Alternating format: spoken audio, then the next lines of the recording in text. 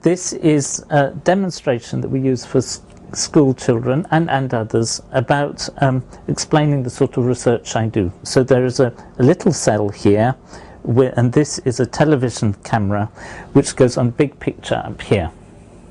Now the important thing is that this is not a video. So if you look, if I shake the table, the whole thing shakes. And what is actually in here in the picture, there is a liquid sealed into a cell with gas above it, the vapor, like it could be water and steam. It's not water, but it's similar.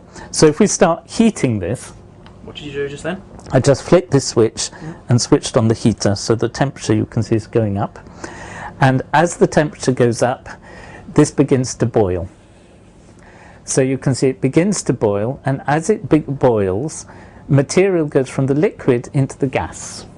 And as it goes into the gas gets denser because it can't escape. It's a sealed cell, but the liquid, because it's being heated, expands. So this becomes less dense, that becomes denser, and eventually they become the same density, and the line in between it completely disappears. So you can see it's almost gone now.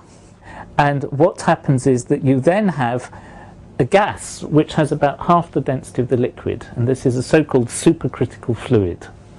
And I first saw this demonstration, or one similar to this, about 20 years ago, and I was completely hooked.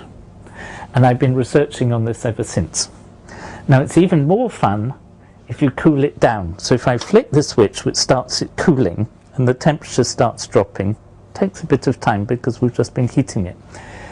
But, so you can see the temperature's beginning to go down. There, it's now going down quite well.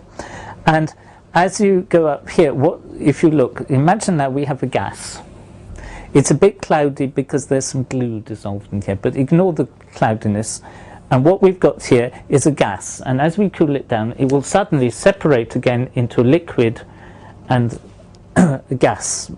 And the bubbles of the gas will go upwards, and the droplets of liquid, because they're denser, will go down.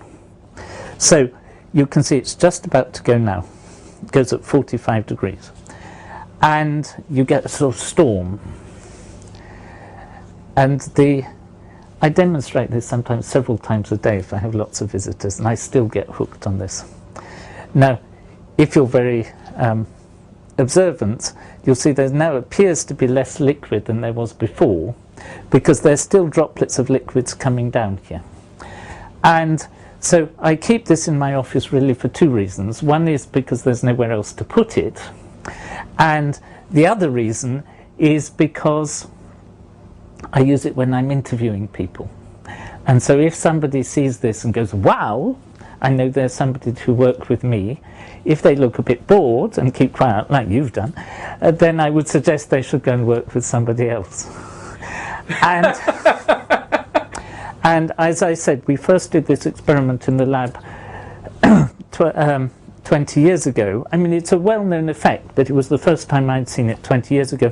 Now we have really quite a large number of my colleagues are working on this right across the university and beyond.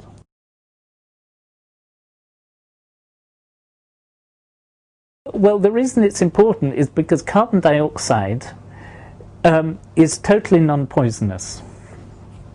And so, for example, if you're trying to make materials for use in the medical profession to put in people's bodies and so on, if you make them using carbon dioxide as a solvent, you don't put anything toxic or poison into the body, whereas if you use conventional solvents, they often have impurities or they can be poisonous themselves.